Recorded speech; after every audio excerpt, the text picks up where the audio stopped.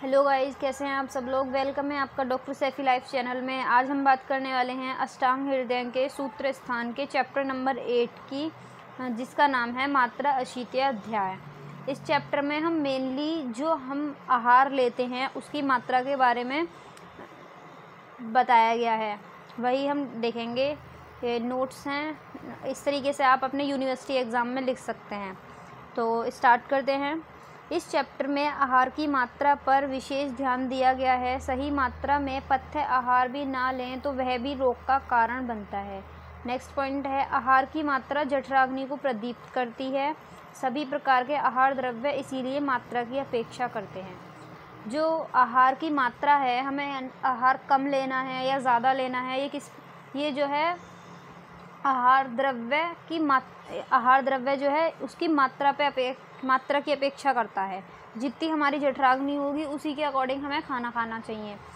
फिर गुरु आहार तृप्ति करने वाली मात्रा से आधी मात्रा में लेना चाहिए, यानी जो हैवी फूड है वो हमें आधी मात्रा में लेने चाहिए, जिससे हमारा न्यूट्रिशन हो जाए उतनी में। लघु आहार भी तृप्ति उत्पन्न करने वाली मात्रा से कम ही लेना चाहिए। इसके बाद है अति अल्प भोजन से हानि। अगर हम बहुत कम भोजन खाएंगे तो उससे क्या होगा, उससे क्या हानि होंगी, वात दोष प्रकोपित करके बल हानि करता है। अगर हम बहुत ज़्यादा भोजन करेंगे तो उससे क्या हानि होगी, उससे तीनों दोष प्रकोपित हो जाएंगे और फिर विभिन्न प्रकार के रोग होंगे। फिर इसमें नेक्स्ट टॉपिक दे रखा है आम की उत्पत्ति। आम के बारे में बता रखा है। आम की उत्पत्ति कैसे होती है। आम अग्नि की दुर्बलता से, अग्नि से मतलब अग्नि से यहाँ पे बताया गया है जठराग्नि की दुर्बलता से अपक्व आहार हो जाता है, यानी कि जो आहार है उसका अच्छी तरीके से पाचन नहीं होता है। इसी से जो प्रथम रस आमाशय में उत्पन्न होता है वह आम कहलाता है। यानी कि इसका ये मतलब है कि हम फूड ले रहे हैं और हमारी जो जठराग्नि है वो बहुत ही दुर्बल है, तो उससे जो हमारा आहार है वो उसका अच्छी तरीके से पाचन नहीं होगा, और जो अगर उसका फूड का अच्छे तरीके से पाचन नहीं होगा तो उससे जो पहला रस बनेगा वो आमाशय में आम को उत्पन्न करता है।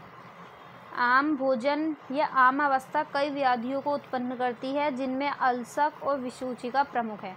ये जो अल्सक और विसूचिका हैं ये डिसीज़ हैं, एक तरीके से हम इनको डिसीज़ कह सकते हैं। तो अल्सक और विसूचिका का वर्णन कहाँ किया गया है, अष्टांग हृदय में सूत्र स्थान के चैप्टर नंबर 8 मात्रा अशीति अध्याय में इसका वर्णन किया गया है। अल्सक, अब हम देखते हैं अल्सक का मीनिंग क्या है। अल्सक को हम इस तरीके से याद कर सकते हैं कि आलसी होकर पड़ा रहना। अल्सक मतलब आलसी जैसा पड़ा रहना। जो हमारा फूड है वो आमाशय में, जो हमारा स्टमक है उसमें आलसी की तरह पड़ा रहता है, वही अल्सक है। तो देखते हैं इसमें, आम अवस्था होने पर भी अधिक मात्रा में भोजन करने से आमाशय में तीनों दोष प्रकोपित होकर अन्न को दूषित करते हैं। इससे आहार ना तो मुख से न गुदा से बाहर आता है, ना ही इसका पाचन होता है, केवल आमाशय में निष्क्रिय पड़ा रहता है, शल्यवत पीड़ा करता है। मतलब अगर हमारे शरीर में आम बना हुआ है, आम की अवस्था है, तो और उसके बाद भी हमने ऊपर से और ज़्यादा फूड ले लिया, खाना खा लिया, तो उससे क्या होगा, हमारे शरीर में जो हमारे वात पित्त कफ हैं वो तीनों प्रकोपित हो जाएंगे और जो हम फूड ले रहे हैं उसको दूषित करेंगे। इससे जो आहार है हमारा वो स्टमक में ही पड़ा रहेगा, ना तो वो मुख से बाहर निकलेगा, ना ही वो गुदा से बाहर निकलेगा, और ना ही उसका पाचन होगा। इससे जो फूड है हमारा अपक्व अवस्था में ही निष्क्रिय रूप में आलसी की तरह हमारे आमाशय में पड़ा रहेगा और शल्यवत क्रिया करता रहेगा। तो इस कंडीशन को क्या कहते हैं, इसको अल्सक कहते हैं। फूड जो है आलसी की तरह स्टमक में पड़ा रहता है, आमाशय में पड़ा रहता है, उसको अल्सक बोलते हैं।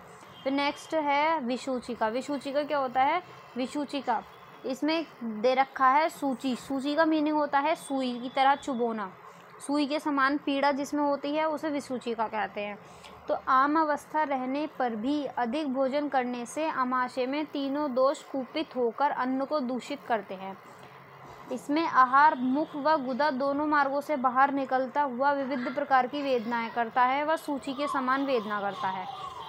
मतलब अल्सक में क्या था, जो आहार था वो आलसी की तरह आमाशय में पड़ा था, वो ना तो मुख से बाहर निकल रहा था ना गुदा मार्ग से बाहर निकल रहा था, वो आलसियों की तरह सिर्फ आमाशय में पड़ा था। लेकिन विषुचिका में क्या है, विषुचिका में आम अवस्था रहने पे भी अगर हमने बहुत ज़्यादा भोजन कर लिया है तो उससे तीनों दोष प्रकोपित होंगे।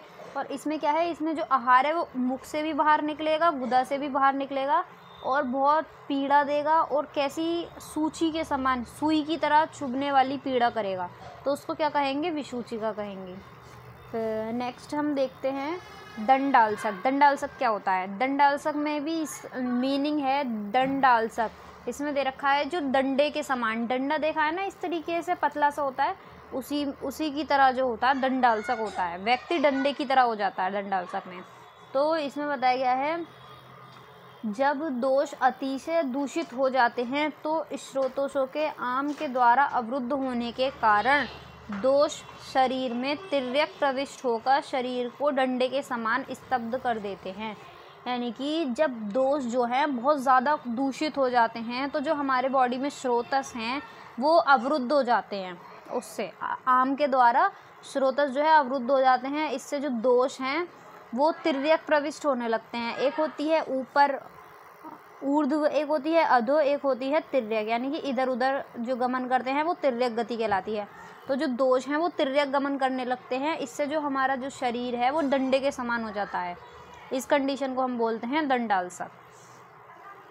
फिर इसके बाद है नेक्स्ट आमविष का टॉपिक। तो आमविष में क्या है, विरुद्ध आहार लेने से अध्यशन। अगर विरुद्ध आहार आपने नहीं देखा है तो विरुद्ध आहार हमने पिछले चैप्टर में देखा था, वहाँ पे जाके आप हमारे चैनल पे से देख सकते हैं। चैप्टर नंबर 7 उसमें हमने विरुद्ध आहार का वर्णन किया है। तो यहाँ पे हम देखते हैं, यहाँ देख रहे थे हम आमविष। तो आमविष में क्या है, विरुद्ध आहार लेने से, अध्यशन से, अजीर्ण से, ये जो 3 टर्म है ये आपको याद करनी है। विरुद्ध आहार लेने से, अध्यशन और अजीर्ण, इन 3 स्थितियों में भोजन करने से अभ्यस्त व्यक्ति में उत्पन्न होने वाला आम अत्यंत भयंकर होने के कारण आमविष कहलाता है। यानी कि जिस व्यक्ति के शरीर में ये तीनों कंडीशन हैं, विरुद्ध आहार यानी कि जो अपोजिट फूड है जो हमारी बॉडी के लिए अच्छा नहीं है, और अध्यशन क्या, जिसमें भोजन के पचने से पूर्व फिर से भोजन कर लेना, यानी कि आपने अभी अभी भोजन किया है और वो अच्छी तरीके से नहीं पचा है, उसके बाद आपने फिर से भोजन कर लिया उसके पचने से पहले ही। और एक है अजीर्ण, अजीर्ण जिसमें भोजन का अच्छी तरीके से पाचन नहीं हुआ है।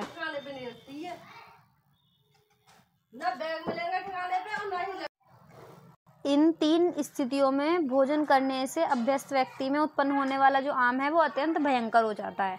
फिर इसके बाद इससे अत्यंत भयंकर हो जाता है और उससे क्या बनता है, आमविष बनता है। तो इसके बाद हम देख लेते हैं आम दोष के सामान्य लक्षण। आम दोष के सामान्य लक्षण क्या हैं, स्रोतो अवरोध, जो हमारे बॉडी में स्रोतस होते हैं उनका अवरोध हो जाता है, मल का अवरोध हो जाता है, मल नहीं आता है, वात का अवरोध हो जाता है, अपक्ति होती है यानी कि भोजन का अच्छे से पाचन नहीं होता है, बल की हानि हो जाती है, व्यक्ति की जो है वीकनेस फील करता है, गुरुता होती है, आलसी आलसी सा रहता है, अरुचि, भोजन में इच्छा नहीं रहेगी, क्लम, ये सब क्या होंगे, ये आम दोष के लक्षण हैं। फिर इसके बाद हम देख लेते हैं चिकित्सा। एक एक करके हम इसकी चिकित्सा देख लेते हैं जो हमने पढ़ा था। तो सबसे पहले है आम की सामान्य चिकित्सा। जो सामान्य चिकित्सा है आम की वो क्या है, सामान्यतः आपको अपतर्पण करना है, अपतर्पण इसकी चिकित्सा बताई गई है। अगर अल्प दोष हैं यानी कि जैसे वात पित्त कफ हैं वो पूरे नहीं हुए हैं, पूरे इन्वॉल्व नहीं है आम में, तो अल्प दोष हैं तो उसमें हमें लंघन कराने से ही यानी कि फास्टिंग कराने से ही जो पाचन है वो हो जाएगा। और अगर मध्यम दोष हैं तो हमें लंघन भी कराना है और पाचन भी कराना है। अगर प्रचुर मात्रा में दोष हैं, इन्वॉल्व हो गए हैं, तो हमें शोधन कराना है, यानी शोधन में क्या है, पंचकर्म कराने हैं हमें। तो पहले निदान विपरीत चिकित्सा करें, फिर व्याधि विपरीत चिकित्सा करें। अकॉर्डिंग टू चैप्टर 13 बताया गया है कि पाचनीय दीपनीय औषधियों के द्वारा चिकित्सा करनी है हमें आम की। पाचनीय दीपनीय औषधियों से सिद्ध स्नेह व स्वेदन से, शोधन समीपस्थ मार्ग से। समीपस्थ मार्ग जैसे कि अगर हमारा जो फूड है वो हमारा स्टमक में है तो स्टमक के पास कौन सा है हमारा मार्ग, वो है मुख। अगर हमारा जो फूड है अनडाइजेस्टेड फूड आम जो है वो हमारा अगर इंटेस्टाइन में पहुंच चुका है तो हमें शोधन कहाँ से कराना है, गुदा मार्ग से कराना है। तो अब इसके बाद हम देख लेते हैं आगे अल्सक की चिकित्सा क्या बताई गई है। तो अल्सक में हमें बताया है त्वरित वमन कराना है, स्वेदन और फलवर्ती। विसूचिका की चिकित्सा क्या बताई है, पाषाणी दाह क्या होता है, एड़ी में दाह कराना, उपवास या लंघन और विरिक्तवत उपचार करें, ये चिकित्सा बताई गई है। इसी तरीके से आपको नोट्स में लिखना है, यूनिवर्सिटी एग्ज़ाम में भी आप इसी तरीके से लिख के आएंगे तो अच्छे मार्क्स मिलेंगे। फिर इसके बाद है दंडाल्सक की चिकित्सा क्या बताई गई है, इसको अचिकित्सीय बताया है क्योंकि शीघ्र मारक माना गया है। दंडाल्सक की चिकित्सा नहीं बताई है क्योंकि इसको शीघ्र मारक माना गया है।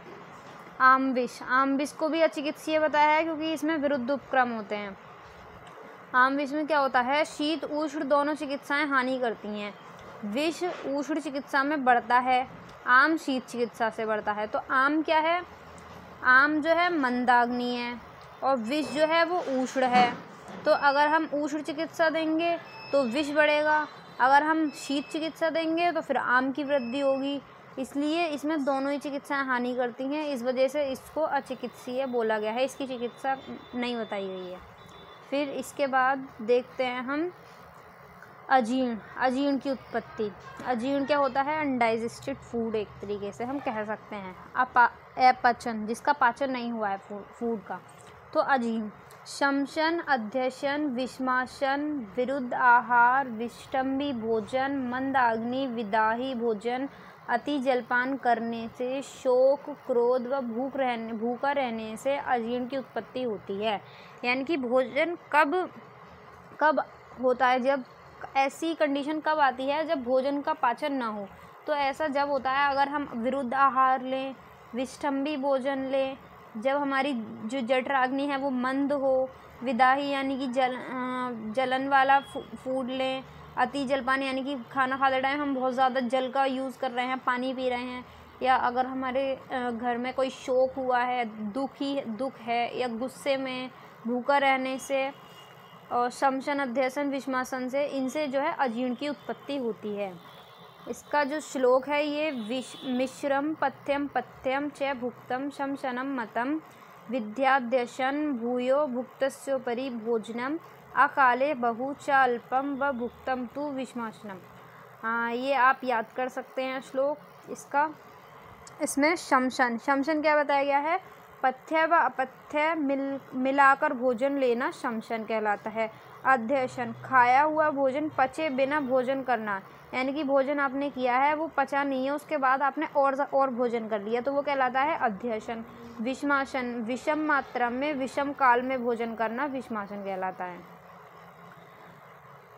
फिर इसके बाद है अजीर्ण के सामान्य लक्षण। विबंध या मल की अति प्रवृत्ति। अजीर्ण के सामान्य लक्षण क्या क्या हैं, क्या होगा, या तो विबंध होगा या मल की अति प्रवृत्ति होगी, बहुत ज़्यादा मल निकलेगा। वात का प्रतिलोमन होगा, गुरुता, भ्रम और गिलानी, ये अजीर्ण के लक्षण बताए हैं। अजीर्ण के भेद, अब देख लेते हैं अजीर्ण के भेद। अजीर्ण के 4 भेद बताए गए हैं। एक होता है आमाजीर्ण, दूसरा है विषमदाजीर्ण, तीसरा है विदग्धाजीर्ण, चौथा है रसशेषाजीर्ण। तो आमाजीर्ण में जो दोष है वो कौन सा इन्वॉल्व होता है, वो कफ दोष के कारण होता है। अक्षिगंड में शोफ, गुरुता, प्रसेक, खाए हुए अन्न के समान उद्गार आना, ये जो है आमाजीर्ण के लक्षण हैं। और इसमें जो दोष कौन सा है, यहाँ पे आ रहा है आम, तो आम किससे होगा, कफ के कारण होगा, इस तरीके से आप याद रख सकते हैं। फिर है विषटब्दाजीर्ण। विषटब्दाजीर्ण में विष्टम्भ हो जाएगा, विबंध हो जाएगा एक तरीके से, तो वो किसके कारण होता है, वात के कारण। तो इसमें जो दोष इन्वॉल्व होगा वो होगा वात, और वात क्या करता है, शूल करता है मेनली, तो शूल, विबंध, आधमान और शिथिलता, ये इसमें लक्षण दिखाई देंगे। फिर है विदग्ध। विदग्ध किसके कारण होगा, पित्त दोष के कारण होगा विदग्ध। इसमें क्या लक्षण होंगे, अम्ल, उद्गार, तृष्णा, दाह और मोह, पित्त वाले लक्षण दिखाई देंगे इसमें। फिर है नेक्स्ट रसशेषाजीर्ण। रसशेषाजीर्ण में क्या है, उद्गार, शुद्ध हो जाने पर अन्न में अरुचि व हृदय में पीड़ा होना। ये इस रस्तेशा जीर्ण के लक्षण हैं। जो अजीर्ण टॉपिक है ये इम्पोर्टेंट है, ये इससे क्वेश्चन पूछ लिया जाता है यूनिवर्सिटी एग्ज़ाम में, और जो हमारे कॉलेज एग्ज़ाम होते हैं उसमें भी क्वेश्चन पूछ लिया जाता है, इम्पोर्टेंट है, इसलिए आप इसको तैयार कर लें। इसके बाद है विलंबिका। इस रोग में दोष अतिशय रूप से लीन होने के कारण विलंब से ही शरीर से बाहर आते हैं। यह वात कफ के लक्षणों वाली होती है तथा लक्षण आमाजीर्ण के समान होते हैं। अब इससे आगे का हम नेक्स्ट वीडियो में डिस्कस करेंगे। अगर वीडियो पसंद आए तो प्लीज़ चैनल को सब्सक्राइब, वीडियो को लाइक और वीडियो पे कमेंट करें। Thank you. मिलते हैं नेक्स्ट वीडियो में।